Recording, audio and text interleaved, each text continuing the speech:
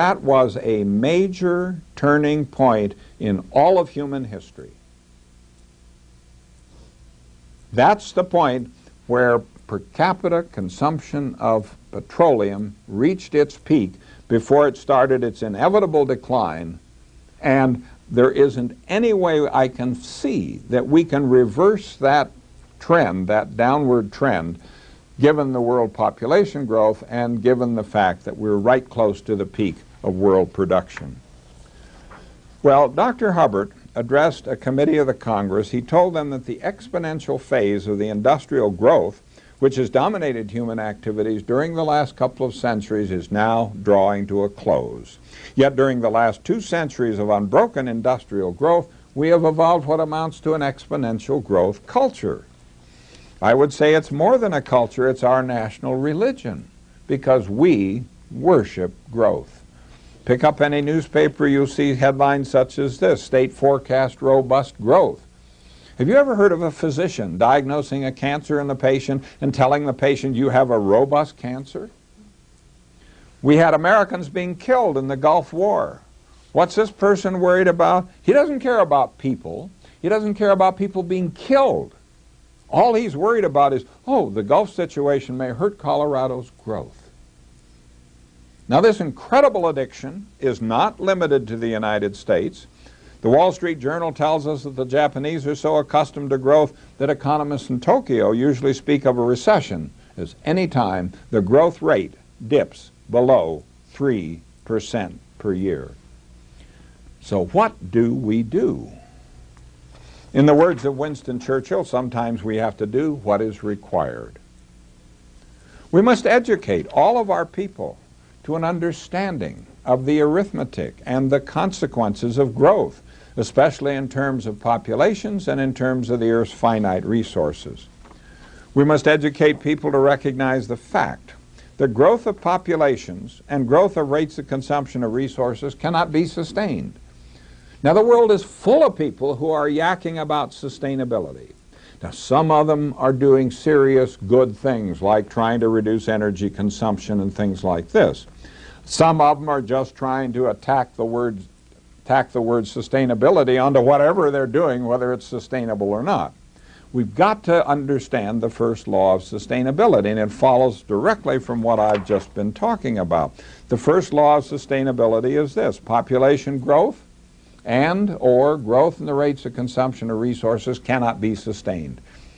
Now, this follows from the arithmetic of steady growth that we've spent time developing.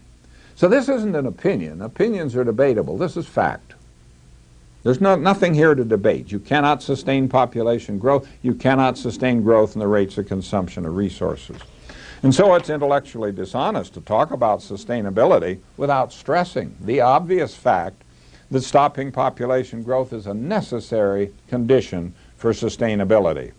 Now, it's not sufficient. Stopping population growth in itself is not sufficient, but there's no way you can have sustainability if you don't stop population growth. We need to educate people to see the need to examine carefully the allegations of the technological optimists who assure us that science and technology will always be able to solve all of our problems of population growth, food, energy, and resources. Now, chief among these optimists was the late Dr. Julian Simon, formerly professor of economics and business administration at the University of Illinois and later at the University of Maryland. With regard to copper, Simon has written that we will never run out of copper because copper can be made from other metals. Well, the letters to the editor jumped all over him, told him about chemistry. He just brushed it off. He said, don't worry. If it's ever important, we'll figure out how to make copper out of other metals. Simon had a book that was published by the Princeton University Press, and in that book he's writing about oil from many sources, including biomass, and he says clearly, there's no meaningful limit to this source except for the sun's energy. He goes on to note, but even if our sun were not so vast as it is, there may well be other suns elsewhere. Simon's right. There are other suns elsewhere. But now the question is, would you base public policy on the belief that if we ever need another sun, we'll figure out how to go get it and haul it back into the solar system. Now don't laugh. For decades before his death, this man was a trusted policy advisor at the very highest levels in Washington, D.C. Here's a quotation from one of his strong supporters. There was a UN report that talked about the possibility of resource collapse because of population growth, and when asked about the report, HUD Secretary Jack Kemp said, "Nonsense, people are not a drain on the resources of the planet." Malcolm Forbes Jr., editor-in-chief of Forbes magazine, tells us in an editorial that CNN recently ran a silly series purporting to show that the world's in mortal danger because there are too many of us. In the poorer countries, the many mouths mean poverty, and richer countries are wrecking the Earth's atmosphere with pollution. It's all nonsense. Bill Moyers interviewed Isaac Asimov. He asked Asimov, what happens to the idea of the dignity of the human species if this population growth continues? And Asimov says it'll be completely destroyed. I like to use what I call my bathroom metaphor. If two people live in an apartment and the two bathrooms and both have freedom of the bathroom, you can go to the bathroom anytime you want, stay as long as you want for whatever you need, and everyone believes in freedom of the bathroom. It should be right there in the Constitution. But if you have 20 people in the apartment and two bathrooms, then no matter how much every person believes in freedom of the bathroom, there's no such thing. You have to set up times for each person. You have to bang on the door, aren't you through yet, and so on. And Asimov concluded with what I think is one of the most profound observations I've seen in years. Asimov says, in the same way, democracy cannot survive overpopulation. Human dignity cannot survive overpopulation.